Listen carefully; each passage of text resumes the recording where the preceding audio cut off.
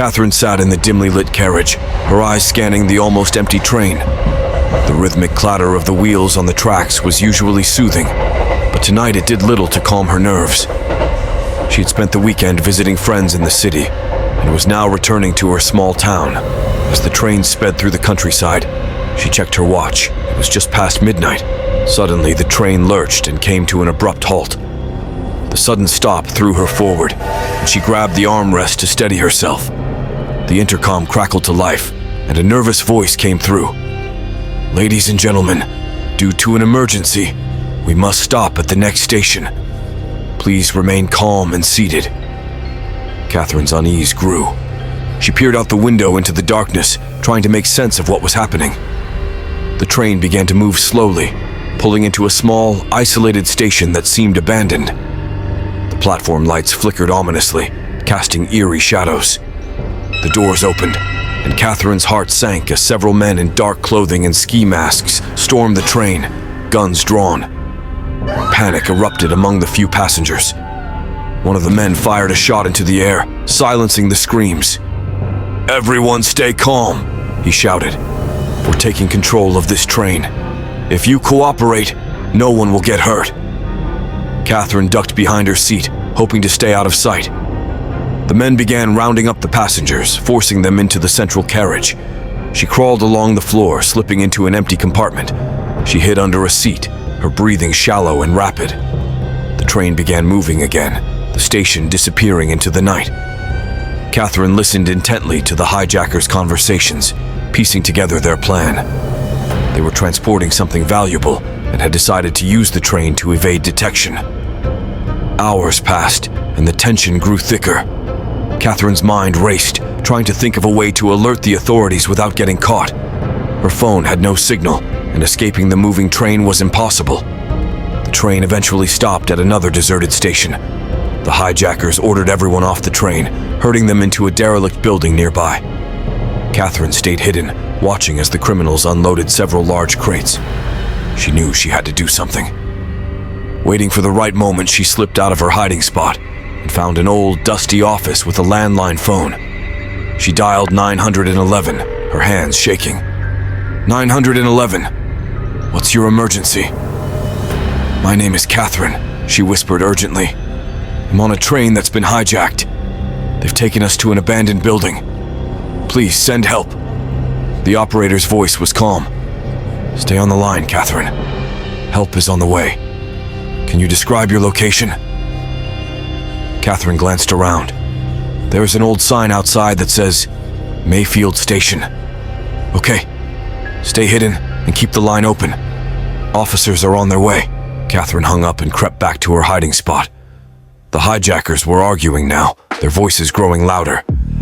She caught fragments of their conversation, enough to understand they planned to split up and transport the crates separately. One of the hijackers noticed someone was missing. Where's the woman from the last carriage? Panic surged through Catherine. She knew they would search the building and find her eventually. She had to act fast. She found a rusty crowbar and decided to create a distraction. She threw the crowbar at one of the crates, causing it to crash loudly to the floor. The hijackers spun around, guns drawn. Catherine used the chaos to slip out of the building and into the dense woods nearby. She ran as fast as she could, her breath coming in ragged gasps. Sirens filled the air. Catherine glanced back and saw police cars converging on the building. She stumbled to a halt, her legs giving out beneath her. The last thing she saw before darkness claimed her was the flashing red and blue lights. Catherine awoke in a hospital bed, her body aching but alive. A police officer stood at her bedside, a look of relief on his face. You're safe now, he said gently. We arrested the hijackers and secured the crates. You did a brave thing calling for help. Catherine nodded weakly, grateful to be alive. She knew she had a story to tell, one that would expose the criminals and their operation. But for now, she was content to rest and recover, knowing that justice had been served.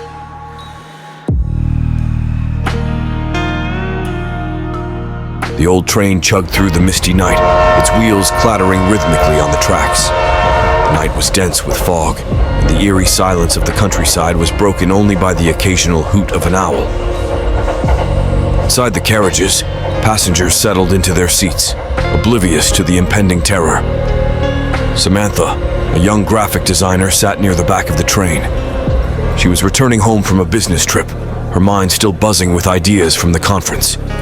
She hoped the quiet journey would help her relax, but an inexplicable sense of dread gnawed at her. Across the aisle sat John, a retired police detective. He had spent the last few years trying to enjoy his retirement, but old habits died hard. His instincts were on high alert, as if he could sense something was about to go terribly wrong. In another carriage, a group of college students, Mark, Lisa, and Jen, were celebrating the start of their summer break. They laughed and chatted, their excitement masking the unease that had settled over the train. In the dining car, a successful lawyer named David sipped his coffee, lost in thought about his next big case. The train was a mix of travelers, each with their own stories and reasons for being there. Unbeknownst to them, their paths were about to intersect in a nightmarish way. As the train rounded a bend, it began to slow. Samantha looked out the window, her reflection staring back at her in the darkness. The train pulled into a small, isolated station. The platform was deserted, and the only sound was the distant echo of the train's whistle. The station lights flickered, casting long, eerie shadows. The train came to a halt and a voice crackled over the intercom. "Ladies and gentlemen, due to an emergency, we will be stopping here temporarily. Please remain seated." Samantha's unease deepened. She glanced around, noticing the tension among the other passengers. John, the retired detective, stood up, his eyes narrowing as he scanned the area. Suddenly, the train doors opened, and a figure emerged from the mist. It was a clown, but not the kind that brings joy to children's parties. This clown wore a tattered, blood-stained costume, its face painted with a grotesque smile. In its hand, it clutched a long, rusty knife. Panic erupted as the clown boarded the train, its sinister laugh echoing through the carriages.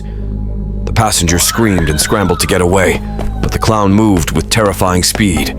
It slashed at anyone in its path, blood splattering the walls and seats. Samantha's heart pounded in her chest. She ducked behind her seat, trying to stay out of sight. John, his instincts kicking in, moved to intercept the clown, but he was no match for the killer's speed and brutality.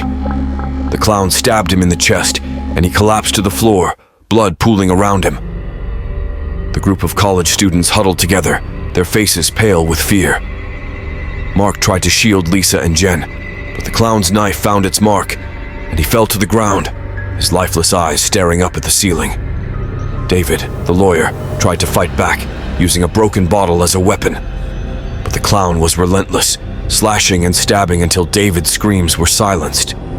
Samantha knew she had to do something. She crawled along the floor, slipping into an empty compartment.